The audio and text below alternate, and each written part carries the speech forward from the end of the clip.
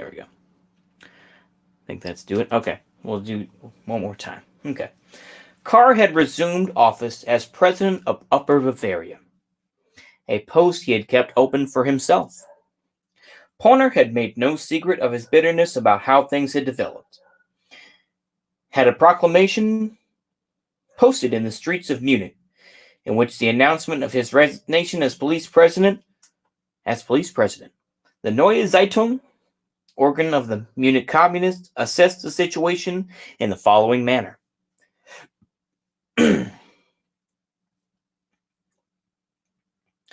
leading fighting organization of Bavaria is that of the health minister, Dr. Pinninger. After the official dissolution of the militia, he took command of the best organized units and kept them going. Chief of Staff is Lieutenant Colonel Schmidt. Head of Upper Bavaria districts is His Excellency Freiherr von Stetten. Head of Lower Bavaria is Serving Reichswehr Major Hoffmann from Passau. And of Upper Franconia, Lieutenant Colonel von Gagern. The task of these distinct leaderships is to form mixed brigades. Since the communists do not share the moral standpoint of Herr von Kahr, who denounced the Entente through the Bavarian parliament, alleged weapons stocks of the workers, we remain silent on the amounts, types, and storage dumps of the organization's materials. All weapons belong to the working classes. Therefore, in contrast to the German at heart, Herr von Kahr, we communists refrain from denouncing any weapons compound. All the more, however, do we take note, therefore, of possible relocations. The goal of the Pinninger organization is maintenance of the Aryan roots against international Jewry. The narrow aim is Bavaria against the Reich. And this goal of separating Bavaria from the Reich is to be fought for under the leadership of the German at heart, Herr von Kahr, and even with the help of France. Erhard Organization. The main body of this organization is represented by worker communities around Velheim and in the Schliersee district. Various pathfinding commandos belong to it. Closely linked to Org Erhard is the National Socialist groups. Erhard officers are involved in the military training of these men. The mission of the Erhard organization is, together with anti-Semitic efforts, those of a better guard organization, protection of capital and property for good payment, striving for the return of monarchy, but only to the extent that the monarchic state guarantees the safety of capital. The murderers of Erzberger belong to both the Naval Brigade Erhard and later to the fighting organization. It is not without interest and worth noting that Dr. Heim, Pinninger's friend, also employed Tillerson and Schulz at Regensburg. Political leader of Org Council is Herr Schnitzler, alias Dr. Hanke. Organization Kanzler works in closest cooperation with Erhard, the Bavarian King's Party, and the Tyrolean organization of military governor Stiedler. Religious political head of Orca is Stempfler, in his time professor of theology from Rosenheim. The permanent Orca force is at Chiemgau, favorite retreat of Karl and our crown prince. Theologist Stempfler is also the Orca courier for Hungary and Tyrol and knows Capku man Bischoff. In the end, will he get to know the foreigner Pope Pacelli better? Organization of Colonel Lenz, Munich. He is head of the various disbanded volunteer corps. All the name organizations look to Ernst Poner, retired police president, as their leader. It will be admitted that the communists put together a fairly detailed information about the pro-fatherland units and their leaders, touching upon the subject sympathetically in contrast to the practice of the Social Democrats. Their statement that the publication of the whereabouts of weapons compounds for the purpose of betraying them to the enemy should not occur was generally a rule they kept to. The conclusions we draw as to their knowledge about the pro-fatherland units indicate that the source was not the Social Democrats. Communist policy is not to run to Big Brother or the judge in Berlin to denounce, but all the more reasons for the proletarians to fight the good fight united in closed ranks. I have to admit that I like this attitude of the communists. For my part, I would not have communicated to the press or public offices the whereabouts of communist weapon stores.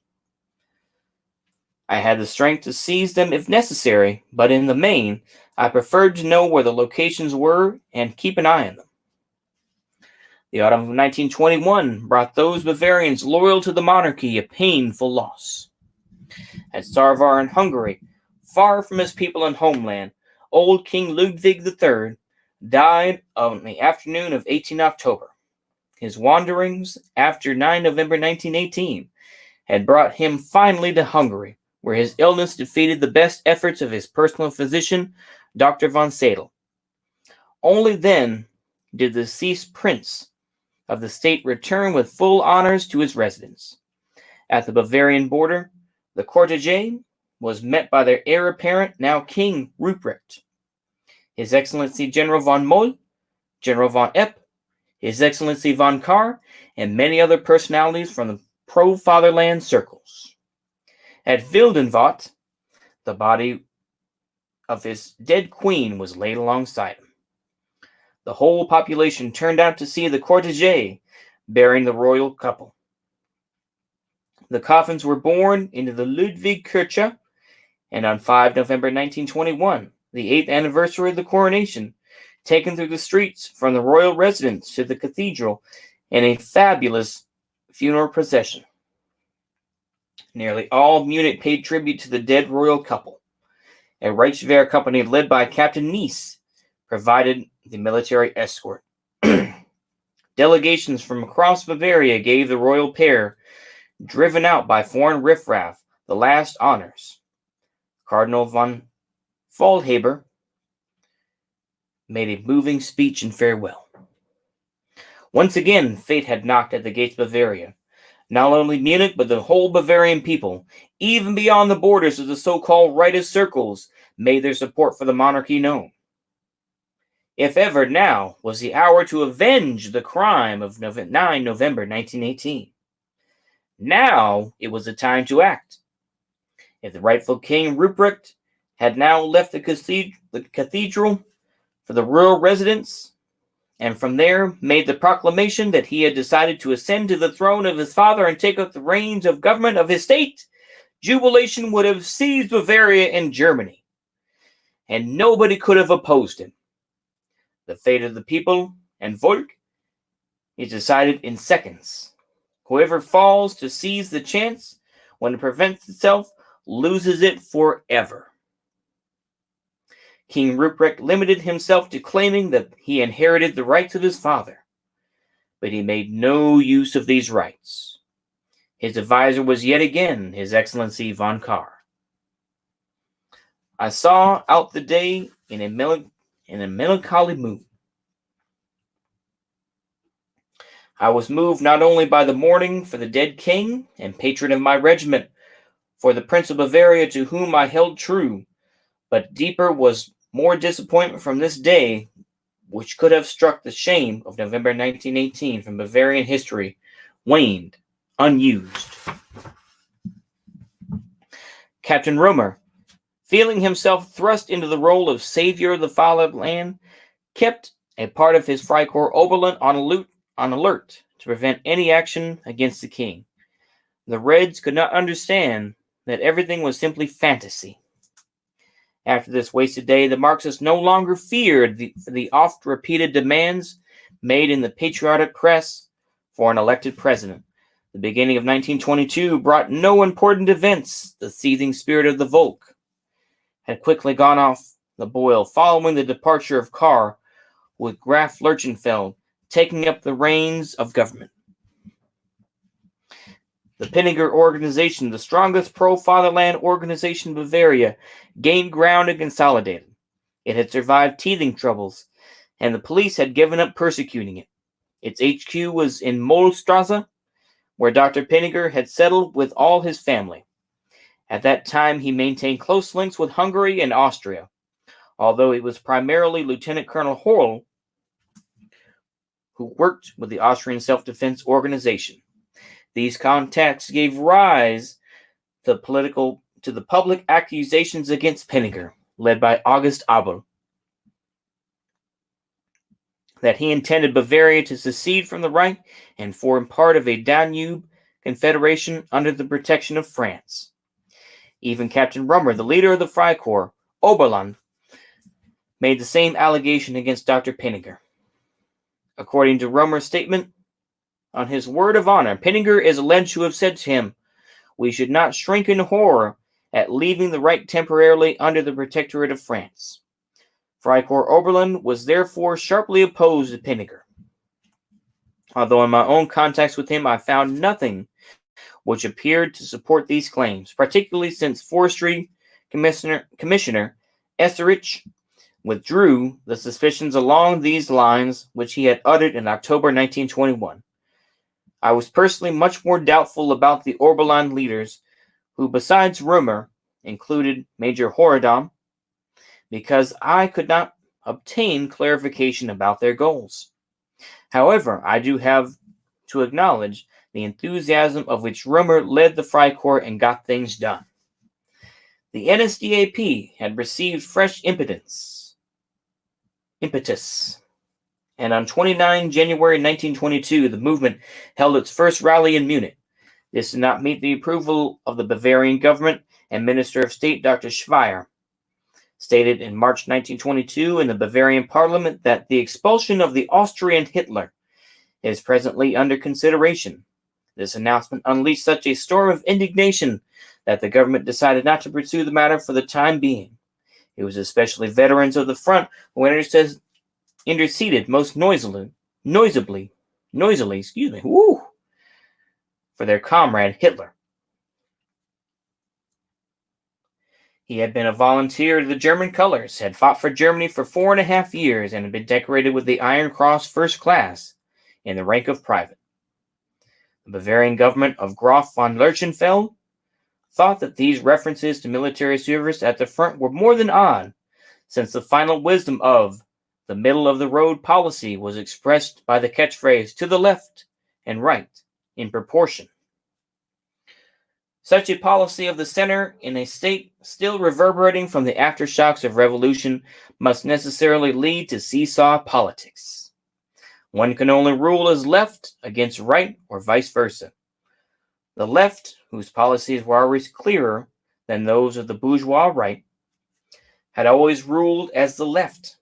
Provisional Right President Ebert, whose political will can scarcely be doubted, also aimed for adherence to a clear line whenever he called upon individuals of the so-called center to join the right government. That was probably the main reason why the determined policies of the right government were always forced through successfully, while the Bavarian government wavered and dithered. Forcing out Kahr was a decisive success for Berlin, and subsequently they used the time to bring the Bavarian government, reluctant but not firmly led, under their sway. And Berlin was not too particular how it was done. The Prussian Secretary of State Weizmann flooded Bavaria with agents and informers. Soon he discovered that there were armed camps from where fire was opened as soon as one approached. This led him to authorize search warrants at the homes of nationalists, and he also used the premise that they had assisted the escape to Austria-Hungary of the Upper Silesia fighters, or the murder of Erzberger. The Upper Silesia fighters were mainly Weizmann's own agents. Even reserved restaurant tables for the black, white, red excited his attention, as we noted with hilarity from a captured report. Once he decided the time right, Provisional Reich President Ebert decided to pay a visit to the subdued state, and on 12 June 1922 descended upon Graf Lurchenfeld at Munich. His reception was not quite what he might have desired. He was presented at the railway station with a gift of a red bathing costume, and his drive through Munich from the station to Leopoldstrasse was even more disappointing. The turnout along the streets was sparse, mostly Freikorps men who whistled and hurled insults. Shortly after this official visit, Berlin got tough when Reichsminister Rathenau was gunned down, and the reprisal was worked on long and carefully. Rathenau's death came at a very convenient time for the rulers. The nationalist idea for which Bavaria was heralded had to be decisively crushed.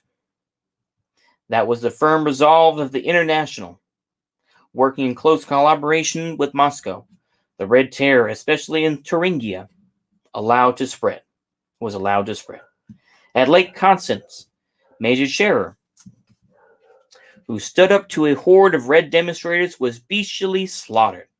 Reichswehr officers on a training trip to Neuenroda were brutalized. Everywhere the red beasts took hostage, committed murders, and other atrocities. The Marxist bosses had no qualms about throwing class-conscious proletarians into the struggle to avenge Rathenau, the major representative of feuding capitalism.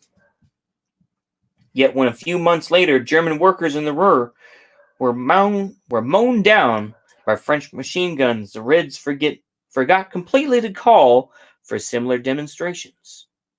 At the same time, they began a ruthless persecution of nationalist organizations. Regimental associations were prohibited for a while, until the Reds realized how harmless they were.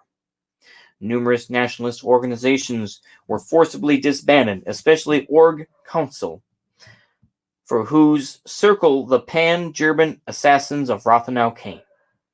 The Reich government now placed before the Reichstag a law for the protection of the Republic, the Civil Service Special Law, and the Reich Criminal Law. The street mob drawn from the unions of political parties on the Königsplatz in Berlin forced the passage of these bills on 18 July 1922.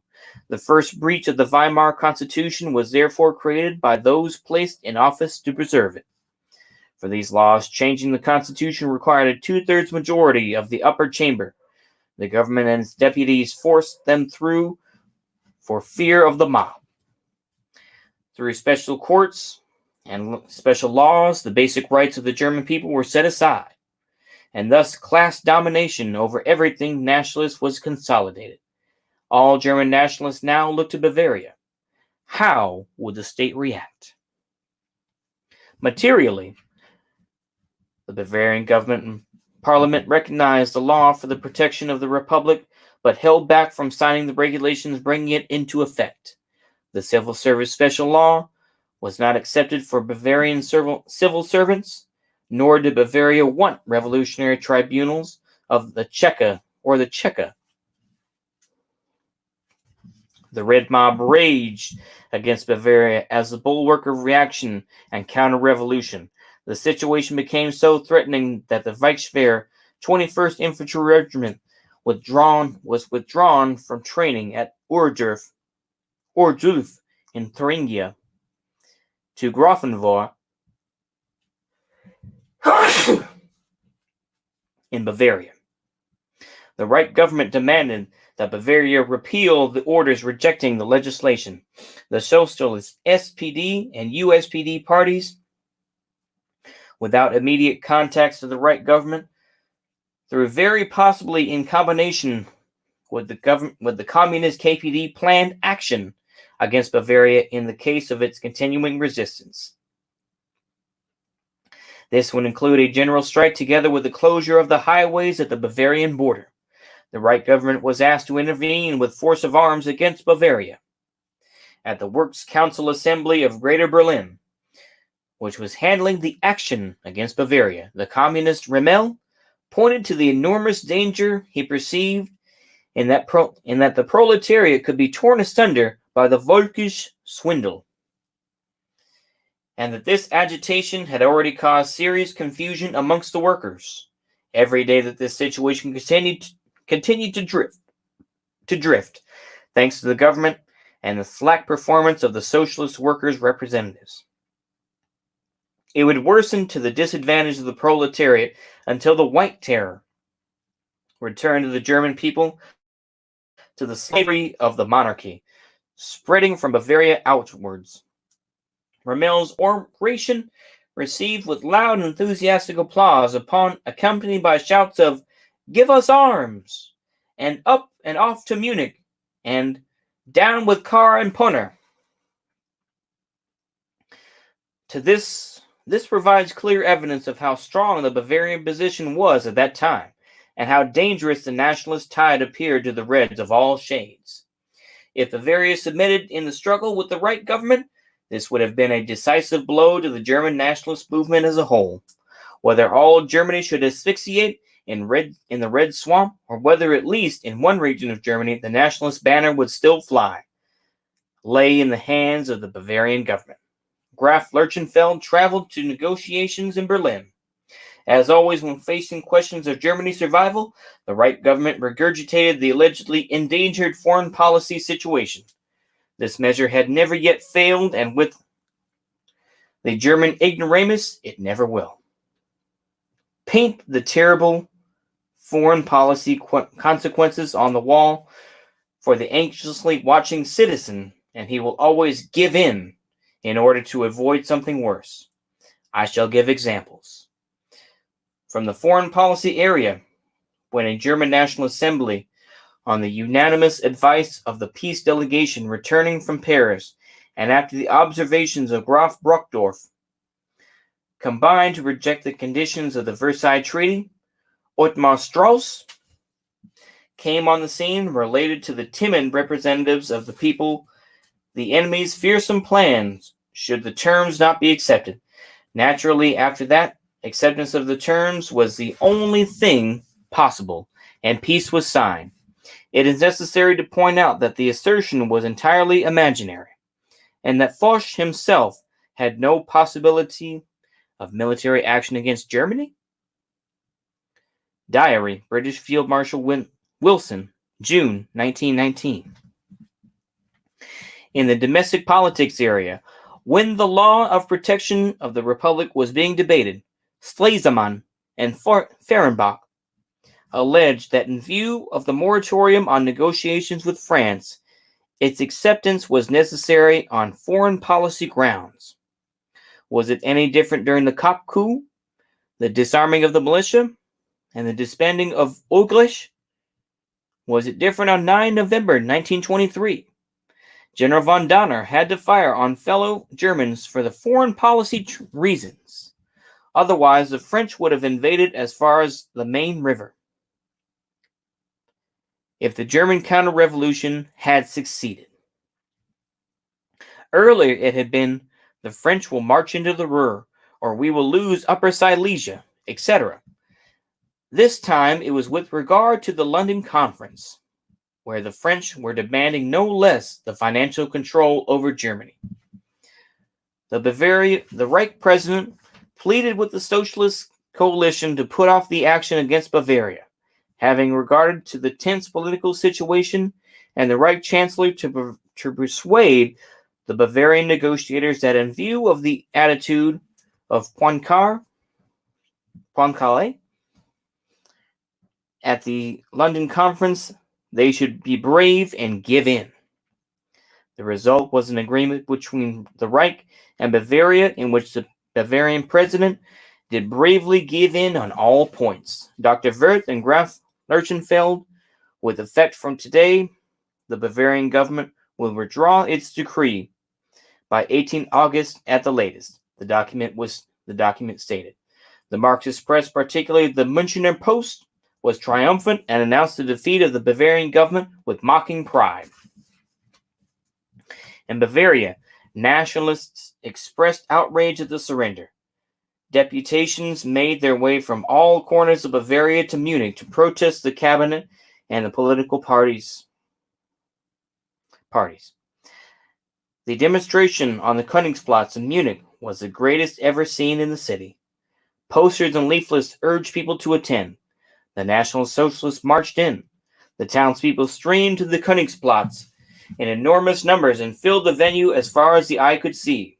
When the second speaker, Adolf Hitler, stepped up, tens of thousands applauded him. Their enthusiasm reached its peak when the NSDAP leader said, "At this moment, Bavaria is the most German province of the German Reich."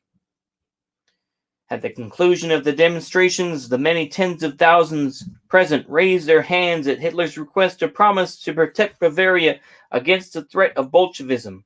The nationalist rally ended with singing Deutschland über alles.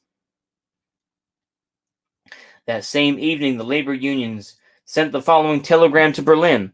The reaction in Bavaria is so strong that the labor unions can no longer control it.